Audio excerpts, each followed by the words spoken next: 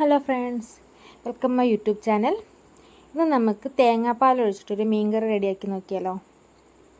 അതിന് വേണ്ടിയിട്ട് കുറച്ച് തേങ്ങ ചെരുവിയതും 2 ടീസ്പൂൺ മുളക് പൊടിയും 1 ടീസ്പൂൺ മഞ്ഞൾപ്പൊടിയും കൂടെ ചേർത്തിട്ട് ഒന്ന് അരച്ചെടുക്കുന്നുണ്ട്.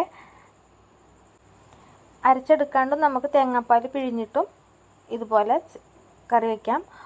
ഞാനിതൊന്ന് അരച്ചെടുത്തിട്ട് അതൊന്ന് അരിച്ച് ചട്ടിയിലേക്ക് ഒഴിച്ചു കൊടുക്കുന്നുണ്ട്. ഇതുപോലെ മൺചട്ടിയിലാണ് ഞാൻ വയ്ക്കുന്നത്. ഇതുപോലെ മൺചട്ടിയിലേക്ക് അത് ഒന്ന് അരിച്ചെടുത്ത് കൊടുക്കുന്നുണ്ട്. ഇതുപോലെ ഒന്ന് അരിച്ചെടുത്തതിന് ശേഷം അതിലേക്ക് ഞാൻ കുറച്ച് വെളുത്തുള്ളിയും ഇഞ്ചിയും കൂടെ ചതച്ചത് ചേർത്ത് കൊടുത്തിട്ടുണ്ട്. 2 പച്ചമുളകും കൂടെ ചേർത്ത് കറിവേപ്പിലയും കൂടി ഇട്ടൊന്ന് തിളപ്പിച്ച് കൊടുക്കുന്നുണ്ട്.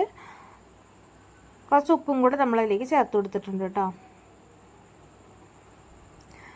അതിനുശേഷം കുറച്ച് കുടംപുളി ഞാൻ കുതിർത്ത് വെച്ചിട്ടുണ്ടായിരുന്നു, അതും കൂടെ ഇതിലേക്ക് ആഡ് ചെയ്ത് കൊടുക്കുന്നുണ്ട്. അത് നല്ലപോലെ ഒന്ന് തിളച്ച് വന്നതിന് ശേഷം നമ്മൾ നല്ല അയലമീനായിരുന്നു കിട്ടിയിട്ടുണ്ടായിരുന്നത്. അയലമീൻ നമ്മൾ വെട്ടി കഴുകി വൃത്തിയാക്കി വെച്ചതിന് ഇതിലേക്ക് ചേർത്ത് കൊടുക്കുന്നുണ്ട്.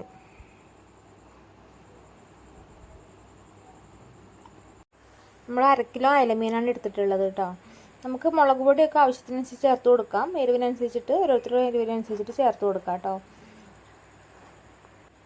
മീനെല്ലാം ഇട്ടതിന് ശേഷം ഒന്ന് തിളച്ച് വരുന്ന സമയത്ത് നമ്മൾ 2 തക്കാളിയും കൂടെ കട്ട് ചെയ്ത് വെച്ചിട്ടുണ്ടായിരുന്നു. ആ തക്കാളി ഇതിലേക്ക് ചേർത്ത് കൊടുക്കുന്നുണ്ട്. എന്നിട്ട് ഇത് അടച്ച് വെച്ച് ഒരു 10-20 മിനിറ്റ് വേവിച്ചതിന് ശേഷം അത് ഇതുപോലെ വറ്റി കുറുകി വന്നിട്ടുണ്ട്.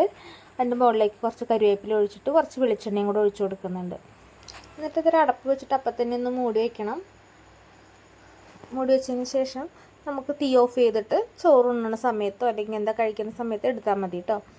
ഇതുപോലെ നല്ല മീൻകറി ഇവിടെ റെഡി ആയിട്ടുണ്ട്. ഇതിനകത്ത് ചോറിൻ്റെ കൂടെയാണ് സെർവ് ചെയ്തിട്ടുണ്ടായിരുന്നത്. വീഡിയോ ഇഷ്ടമായാലൊന്ന് ഷെയർ ചെയ്യുക, ലൈക്ക് ചെയ്യുക, കമൻറ്റ് ചെയ്യുക കേട്ടോ.